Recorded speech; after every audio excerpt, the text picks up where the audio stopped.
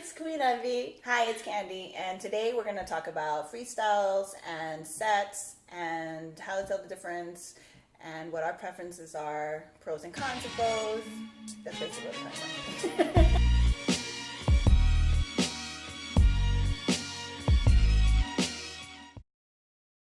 And as you start battling, a lot of people are like, don't do sets, you should always freestyle. And I think that this might not be always the case. There are pros and cons of each. So for me, I am 100% a set person.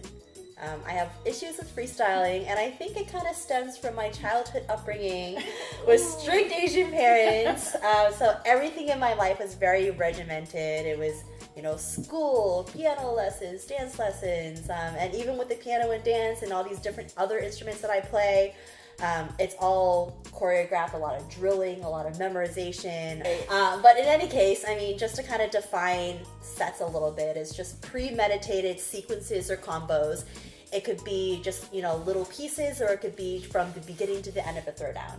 And for me, creating these combos or sequences, that's the creative outlet for me. I envision things in my head, kind of put concepts and piece things together and then test them out at practice. That's how I come up with my sets, and that's how I get to be creative with it. I have trouble freestyling. I can't let go and be in the moment and just feel, because that wasn't me growing up, and even in like family get-togethers, a lot of you Dominicans, like my whole crew is Dominican, right? They're like, yeah, we just like put on some music and just party it out, like just feel it out. Right. That was not like that at my house. I like freestyling just because I'm a feeler. I have to feel something. I like dancing. Yes. If I don't feel it, then I can't fake the funk. Like, I'm not doing it. Like that, I'm not doing it. You're able to really take everything and really like all the foundational things that you have, or any move or any way that you move your body, you're able to like display it at any given time. So it's really in the moment type of thing, present. So I really enjoyed that, even though I did grow up pretty strict as well, but I rebelled in my freestyle. So I think that's where it comes from. I was like instantly like, the minute I get a chance, I'm just gonna be wild and just do it, and so yeah. But I do have certain moves that I use in a set, so it's not like I have a full set from beginning to end, but I do have little like things that I would use. A lot of my crew, like in Floor Angels, all my sisters, they all had sets, like from beginning to end. They would have names for the sets, they would have names for the moves. I try to come up with a Candy set where I like spelled out my name with the different moves. I think I got to N. That was about it. Can. So it was just like set, can. That means I can do it. Just like Candy was the rebellious child, I was pretty much as close to the perfect Chinese daughter as you could be. Went to a great school, did well at everything, and I think my rebellious piece was just breaking. I faced a lot of resistance from my parents, and we can make another video about this, about parental support. Right. I think a lot of people who do sets get a lot of criticism. It's like, oh, you're not really dancing. To me, like I'm creating, right. And if you really think about it, sets, like signature moves are sets.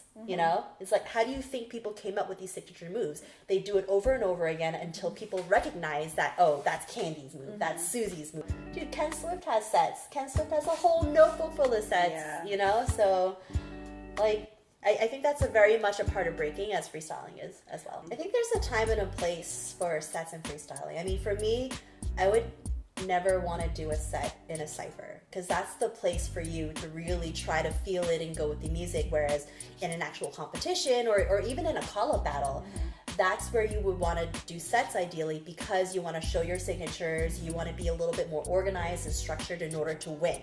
I think the top players can go in and out of sets and freestyle very fluidly, and I think also if you have sets that you know them so well that it looks like you're freestyling, if it makes sense. Right, Like, you don't want it to look like it's pre-choreographed, even though you did prepare. I think when you get it to that point where it doesn't look like you pre-choreographed it, that's like magic, The goal, yeah. That's the danger of having sets, is where you have everything look so robotic and look so pre-planned. So you do want it to make it look adaptable to the music. You want to be able to do your sets well enough so that you can go along with the music. And then another thing that I think is kind of like, what do you call it? Like a con, I guess, with a set, is that people see the same thing from you over and over again. One way to kind of avoid that is to either, switch out your more frequently used sets and then, use your less frequently used ones, or just kind of take an off season and just train and come up with new stuff and then come back out again and then showcase your new stuff. I think it's even harder now because people are being recorded and it's out there. So like in my time,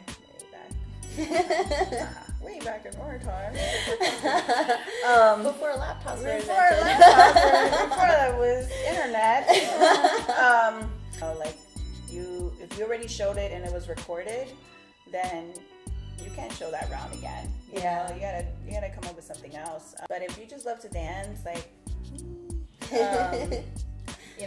I just never had that sort of mentality where it was like, this is my beginning, middle, and end is basically how I feel at the beginning, middle, and end of right now, as opposed to preparing for my beginning, middle, and end, and what story I'm going to tell on this day. So it's sort of like writing the story and then sharing it, as opposed to just creating it on the fly. And so I like creating things right on the fly. Is that the best for battles and competitions? I don't think so. I think you need to be prepared. So I would definitely encourage people to come up with sets, like to be creative within their sets and bring themselves in there, and then make it yours to where it looks like it's a freestyle. Especially for a lot of people who are just starting to battle, I think having a set ready at hand helps you out a lot, because you're probably going to start blanking out, and then having that set to rely on with muscle memory, that's really helpful. And then plus freestyling takes a long time for you to get. You need to have your basics all on point in order to be able to play with it at will. Mm-hmm. So, when you start battling, start out with sets so you have somewhat of a guideline.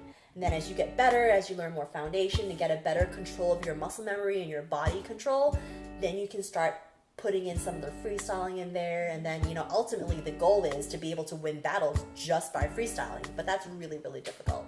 All right, I want to wrap. So basically, that's freestyling and sets when you battle, pros and cons, and our personal preferences of what they are. Hopefully, this video helped you. I'm Candy.